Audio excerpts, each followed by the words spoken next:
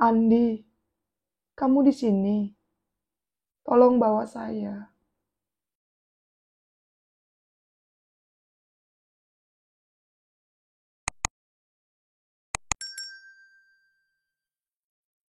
Dan ternyata semeton, orang tuanya Ami tidak tahu kalau lelaki yang mereka jodohkan untuk Ami ini adalah salah satu anggota di kelompok B yang terkenal keberingasannya semeton. Woi, di sana Ami benar-benar waktu mendengar gosip ini dia tuh kayak tidak memberikan respon atau tanggapan apapun. Karena Ami bilang dia tuh sudah terlalu lelah semeton. Hatinya sudah terlalu sakit menyaksikan pacar yang ingin dia nikahi sudah terbujur kaku. Nah di masa-masa seperti itu semeton orang tuanya Ami ini kayak diam dan tidak pernah lagi memaksakan Ami untuk menikah dengan siapapun. Dan saat itu juga Ami merasa ketika Ami ini sedang hancur-hancurnya, kan selama beberapa bulan itu Ami cuma menangis saja di kamar. Ami itu sering sekali merasakan kehadirannya si Andi. Entah itu nyata atau tidak, tapi setiap malam sekitar setengah 12 ataupun jam setengah 6 sore, Ami tiba-tiba selalu mencium bau parfum yang biasa dipakai oleh Andi. Dan di sana juga semeton Ami yakin sambil menangis. Di dalam kamar Ami bilang, Andi, kamu di sini. Tolong bawa saya. Kalau memang kamu di sini, tolong berikan saya tanda. Setiap Ami berbicara seperti ini, barang-barang di kamarnya Andi ini akan tiba-tiba jatuh semeton. Setiap Ami berkata seperti ini, barang-barang yang ada di kamarnya Ami ini akan terjatuh. Kadang lampu yang kebliat-kebliat, kadang vas bunga yang tiba-tiba jatuh. Pokoknya gimana sih seolah-olah memang benar rohnya Andi di sana dan memberikan petunjuk kalau memang benar Andi di sana. Dan karena itulah sempat beberapa kali Ami ini berusaha untuk bunuh, tapi selalu diselamatkan dan selalu berhasil dicegah oleh kedua orang tuanya. Dan ketika itu semeton, orang tuanya Ami berjanji kepada Ami kalau mereka tidak akan pernah lagi memaksa Ami untuk menikahi siapapun. Dan tolong maafkan mereka karena mereka dulu tidak menyetujui ketika Ami dengan Andi ingin menikah. Nah setelah berbulan-bulan semetonnya akhirnya Ami ini bisa move on dan bisa menata kembali hatinya. Nah ketika itu Ami kan sudah berusaha hidup dengan senormal mungkin. Suatu hari semeton, Ami ini kan kayak ada acara di Banjar, kayak acara trune-trune gitu loh semeton. Nah waktu itu Ami kan seperti biasa bertemu dengan teman-temannya. Itu tuh pertama kalinya Ami datang ke Banjar setelah kejadian si Andi ini berpulang. Nah waktu itu semeton, Ami ini kan kayak dalam keadaan yang pucat pasti, badannya itu kurus kering karena selama berbulan-bulan tuh dia tuh tidak enak tidur, tidak enak makan kan. Ami ini kayak diajak bergosip dengan teman-temannya. Dan salah satu teman tuh bilang semeton, kalau kemungkinan Andi ini memang dihabisi oleh calon suaminya Ami yang dulu dijodohkan oleh kedua orang tuanya Ami.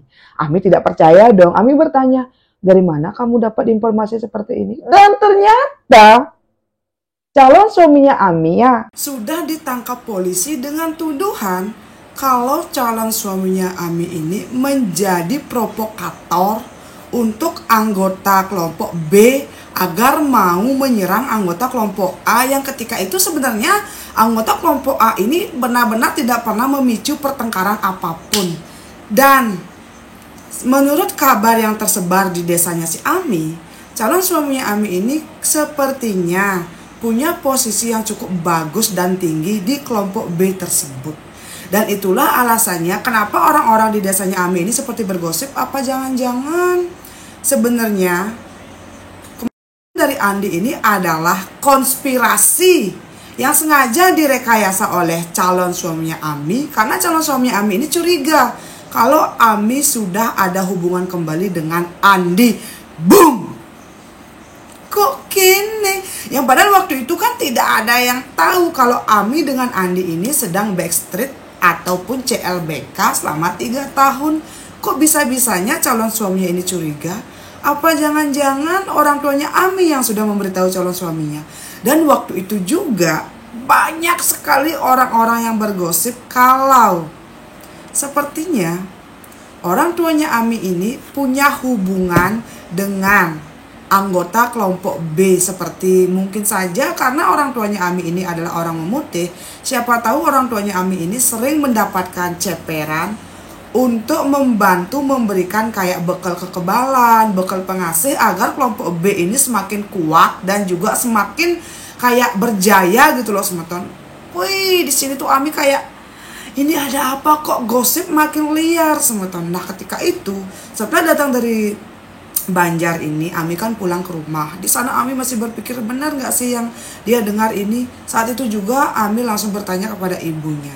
Ibunya tidak mengiyakan dan juga tidak kayak bilang tidak gitu loh. Tapi dia cuma diam sambil ekspresi wajahnya itu kayak berubah semeton. Nah di sanalah Ami mulai kayak berpikir dengan semaunya. Apa jangan-jangan memang benar kematian dari Andi ini adalah sebuah konspirasi yang memang sengaja direkayasa oleh calon suaminya. Dan kalau memang itu cuma sebatas kecurigaan, kenapa kok calon suaminya ini sudah ditangkap polisi dan katanya akan dipenjara selama 15 tahun. Dan ternyata semeton di tahun 2022 ini calon suaminya Ami ini sudah keluar dari penjara. Ami tuh kayak boom. Dan yang bikin lebih membagongkan lagi, Ami kan berpikir, oh tahun 2022 ini calon suaminya yang dulu itu kan sudah keluar dari penjara. Tapi ternyata 3 tahun setelah calon suaminya ini ditangkap polisi karena dituduh menjadi provokasi untuk perseteruan kelompok A dan kelompok B ini ya, dia sudah dikeluarkan dari penjara setelah 3 tahun saja. Yang tadinya vonisnya kan 15 tahun. Aduh, semeton Ami ini benar-benar bingung sebenarnya apa yang nyata dan apa yang tidak nyata. Dia tuh benar-benar tidak tahu. Dan di akhir cerita Ami tuh nulis seperti ini semeton. Seandainya waktu itu Ami mau kawin lari dengan Andi, apakah ceritanya akan berbeda? Dan akhirnya Ami juga tahu semeton, kalau saat Ami ini dikurung selama kurang lebih 1 bulan di rumahnya oleh kedua orang tuanya, sudah ada gosip tersebar di seluruh desa kalau Ami akan menikah dengan calon suaminya. Dan kemungkinan juga Andi salah paham. Andi mengira kalau Ami mau dijodohkan sehingga Ami ini tidak pernah mau lagi keluar rumah dan bertemu dengan Andi. Dan karena itulah sepertinya Andi sudah pernah beberapa kali datang ke rumahnya Ami untuk bertemu dengan Ami. Tapi keluarganya Ami ini menolak Andi dan tidak mengizinkan Andi untuk bertemu dengan Ami. Dan orang tuanya Ami juga bilang kalau Ami sudah akan menikah dengan lelaki yang terbaik yang dipilihkan oleh kedua orang tuanya. Dan sepertinya inilah yang membuat Andi ini kayak sudah putus asa. Dan sampai-sampai dia pun ikut terpancing emosinya dan ikut tawuran dengan kelompok B yang membuat dia berpulang di usia yang sangat muda. Ami bilang di akhir cerita kalau sampai detik ini dia belum menikah.